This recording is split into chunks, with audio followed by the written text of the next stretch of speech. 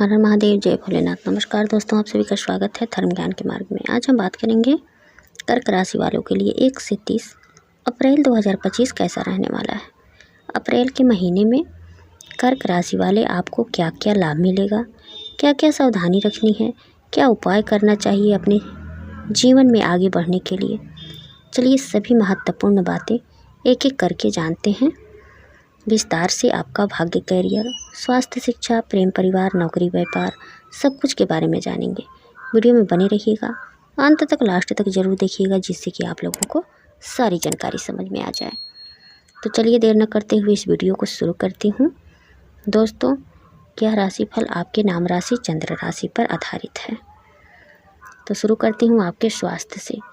तो अप्रैल मासिक राशिफल 2025 यही कह रहा है कि यह महीना स्वास्थ्य के दृष्टिकोण से ठीक ठाक रहने की संभावना है, अच्छा रहेगा। फिर भी आपको अपने स्वास्थ्य समस्याओं पर ध्यान देना होगा, क्योंकि महीने की शुरुआत में मंगल महाराज द्वादश भाव में विराजमान रहेंगे। भले ही वह 3 दिन वहाँ रहेंगे, लेकिन स्वास्थ्य समस्याओं को बढ़ा सकते हैं। किसी तरह की चोट लगने की स्थिति बन सकती है, इसलिए थोड़ी सावधानी से वाहन चलाएं। उसके बाद मंगल महाराज आपकी राशि में आ जाएंगे। इस दौरान गुस्से में आकर किसी से उल्टा सीधा ना बोलें, इससे आपको उच्च रक्तचाप की समस्या हो सकती है या अनियमित रक्तचाप आपको परेशान कर सकता है। नवम भाव में 5 ग्रहों का योग होने के कारण आपको कुछ समस्याओं का सामना करना पड़ सकता है। आपको अपने खान पान पर ध्यान देना चाहिए और ज़्यादा से ज़्यादा मात्रा में तरल पदार्थों का सेवन करना चाहिए। आपके पैरों में दर्द, पिंडलियों में दर्द, कमर में दर्द और कानों से संबंधित समस्याएं आपको इस महीने परेशान कर सकती हैं। किसी तरह का कोई संक्रमण भी इस दौरान आपको अपनी चपेट में ले सकता है, इसका ध्यान रखें। और गुस्सा कम करें। ज़्यादा गर्म मिर्च मसाले से युक्त भोजन से दूर रहें। साथ ही अत्यधिक वसायुक्त भोजन से भी परहेज करें। सामान्य सुपाच्य और हल्का भोजन करें, जिससे आपका स्वास्थ्य उत्तम हो जाए। अपने वजन को बढ़ाने से बचने के लिए नियमित रूप से योगा अभ्यास और व्यायाम करें। ऐसा करने से आप स्वस्थ रहेंगे। बात करेंगे आपके प्रेम और वैवाहिक जीवन की। तो यदि आपके प्रेम जीवन की बात की जाए तो उसके लिए यह महीना थोड़ा सा उतार चढ़ाव से भरा रहेगा, फिर भी आपको अच्छा परिणाम मिल सकते हैं। इसकी वजह यह है कि पंचम भाव के स्वामी मंगल महाराज महीने की शुरुआत में तो द्वादश भाव में होंगे, जो आप दोनों के बीच रिश्तों में दूरी और कहा सुनी की स्थिति निर्मित करेंगे। हो सकता है कि इस दौरान आपके प्रीतम प्रेमी को स्वास्थ्य समस्याएं परेशान करें या उन्हें किसी काम से शहर से बाहर जाना पड़े, जिससे आप कुछ समय के लिए ना मिल पाएँ। लेकिन 3 अप्रैल को मंगल आपके प्रथम भाव में आ जाएंगे। एक तरफ वह अपनी नीच राशि में होंगे, जो कि अच्छी स्थिति नहीं है, लेकिन आपकी राशि के लिए यह योग कारक ग्रह है और पंचमेश का प्रथम भाव में जाना योग कारक बनता है। तो ऐसी स्थिति में आपको अपने प्रीतम का पूरा सहयोग मिलेगा और उनसे आपके संबंध धीरे धीरे मधुर बनेंगे। हालांकि आपको अपने स्वभाव में बढ़ते हुए क्रोध और चिड़चिड़ेपन से बचना होगा, क्योंकि यह आपके रिश्ते में परेशानियां उत्पन्न कर सकता है और बिना किसी ठोस कारण के आपस में लड़ाई झगड़ा हो सकता है। दूसरी ओर देवगुरु बृहस्पति पूरे महीने एकादश भाव में बैठकर आपके पंचम भाव पर अपनी अमृत समान दृष्टि डालेंगे, जिससे आपका रिश्ता धीरे धीरे संभलता चला जाएगा और रिश्ते में आ रही समस्याएं भी दूर हो जाएगी। आप अपने प्रेम जीवन का आनंद ले पाएंगे। यदि आप चाहें तो अपने प्रीतम प्रेमी को विवाह का प्रस्ताव भी दे सकते हैं। इससे आपके प्रेम विवाह का मार्ग खुल सकता है। जो लोग अभी तक अविवाहित हैं उनके विवाह की बात पक्की हो सकती है और कुछ लोगों का विवाह भी इस दौरान हो सकता है। वहीं वैवाहिक जिनका विवाह हो चुका है उनके संबंधों में उनके लिए यह महीना उतार चढ़ाव से भरा रहेगा। महीने की शुरुआत में द्वादश भाव में बैठे मंगल की अष्टम दृष्टि सप्तम भाव पर होने से जीवन साथी से लड़ाई झगड़े की स्थिति बन सकती है। दूसरी ओर सप्तम भाव के स्वामी शनि महाराज पूरे महीने नवम भाव में रहेंगे, जिससे जीवन साथी के साथ लंबी दूरी की यात्रा पर जाने के योग बनेंगे। लेकिन शनि के साथ सूर्य, शुक्र और बुध, राहु भी विराजमान रहेंगे, जो शनि को पीड़ित कर सकते हैं। इससे वैवाहिक संबंधों में तनाव बढ़ सकता है और जीवन साथी को अलग अलग प्रकार के स्वास्थ्य समस्याएं परेशान कर सकती हैं।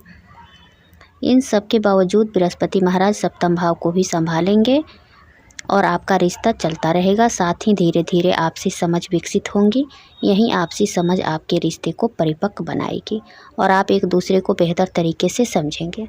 ध्यान रखें कि आपको अपने व्यवहार को संभालना होगा, क्योंकि उसी की वजह से रिश्ता बिगड़ सकता है। बात करेंगे आपके पारिवारिक जीवन की, तो यह महीना पारिवारिक जीवन के लिए मध्यम रहने की संभावना है। चौथे भाव के स्वामी शुक्र महाराज पूरे महीने अपनी उच्च राशि मीन में नवम भाव में विराजमान रहेंगे और महीने की शुरुआत में वह वक्री अवस्था में होंगे। ऐसे में माता और पिता को कुछ समस्याएं हो सकती हैं। नवम भाव में राहु, बुध, शनि, सूर्य और शुक्र का पंचग्रही योग पिताजी की स्वास्थ्य समस्याएं दे सकती है। ऐसी स्थिति में आपको उनका ध्यान रखने के साथ साथ पारिवारिक आवश्यकताओं पर भी ध्यान देना होगा। 7 अप्रैल से नवम भाव में बैठे बुध महाराज 13 अप्रैल से शुक्र महाराज वक्री अवस्था से मार्गी अवस्था में आ जाएंगे। वह समय कुछ अच्छा लेकर आएगा और पारिवारिक संबंधों में मजबूत बनाएगा।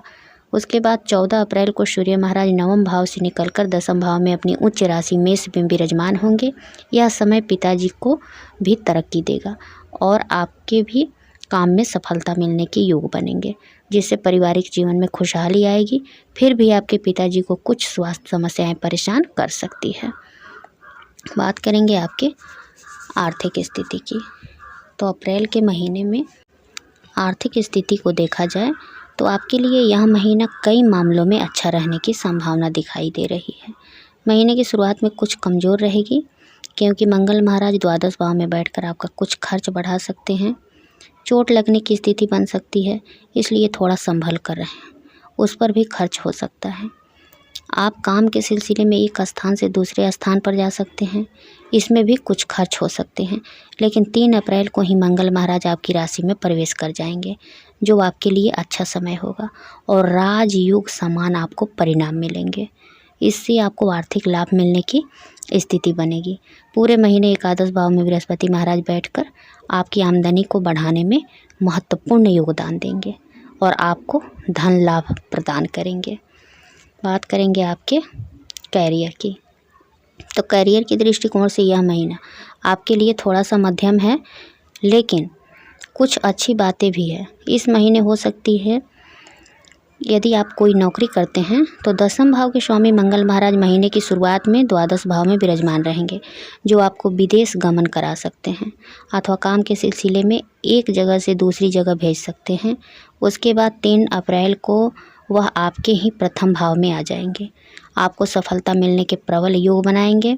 बृहस्पति महाराज जो आपके छठे भाव के स्वामी हैं, वो पूरे महीने आपके एकादश भाव में बने रहेंगे, जिससे नौकरी कर रहे जातकों को विशेष लाभ मिल सकता है और आपके वरिष्ठ अधिकारी आपके प्रति प्रेम का भाव रखेंगे।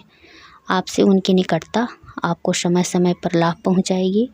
उनकी नज़रों में आप एक अच्छे व्यक्ति होंगे, जो अपने काम के क्षेत्र में महत्व देने वाला व्यक्ति होगा। नवम भाव में 5 ग्रहों का योग नौकरी में आपको तब्दला भी करवा सकता है। इसके अतिरिक्त इस दौरान आपको एक से ज़्यादा जगहों से काम करने का अवसर भी मिल सकता है। यदि आप चाहें तो दूसरी जगह अच्छी नौकरी प्राप्त कर सकते हैं, जहां अच्छे पद पर अच्छी तनख्वाह मिल सकती है। व्यापार कर रहे जातकों के लिए यह महीना अच्छा रहेगा। व्यावसायिक यात्राएं आपके लिए लाभदायक साबित होंगी। सप्तम भाव के स्वामी शनि महाराज पूरे महीने नवम भाव में रहेंगे। इसके फलस्वरूप आप जितना ज़्यादा प्रयास करेंगे और जितनी यात्राएं करेंगे, व्यवसाय के संबंध में उतने ही अच्छे परिणाम आपको मिल पाएंगे। आपको एक बात का ध्यान रखना होगा कि आपके पास कई ऐसे अवसर आएंगे जिसमें आपको कुछ नए काम मिल सकते हैं, लेकिन हर काम अच्छा नहीं होगा। उनमें से कुछ काम कानून के विरुद्ध जाकर भी करने पड़ सकते हैं, इसलिए इस दौरान ऐसा कुछ भी करने से बचें, नहीं तो आप मुसीबत में फंस सकते हैं। सारी बातें क्लियर हो गई कि अप्रैल के महीने में क्या लाभ होगा, क्या सावधानी रखनी है। अब चलिए जानते हैं कि क्या उपाय करना चाहिए। आपको अपनी राशि के स्वामी चंद्र महाराज के बीज मंत्र का जाप करें, शिव जी का रुद्राभिषेक कराएं अथवा प्रतिदिन शिवलिंग पर दूध मिश्रित जल अर्पित करें। कुछ ना हो सके तो हनुमान चालीसा का पाठ आप करें, अत्यंत लाभ देगा आपको। ऐसा करने से परेशानी से बचे रहेंगे और आप अपने जीवन को और बेहतर बना पाएंगे। तो उम्मीद करती हूँ कि यह जानकारी आप लोगों को पसंद आएगी। यदि जानकारी पसंद आए तो ऐसे ही वीडियो देखने के लिए वीडियो को लाइक और चैनल को सब्सक्राइब जरूर कीजिएगा। फिर मिलते हैं एक नए वीडियो के साथ, तब तक के लिए बाय, धन्यवाद।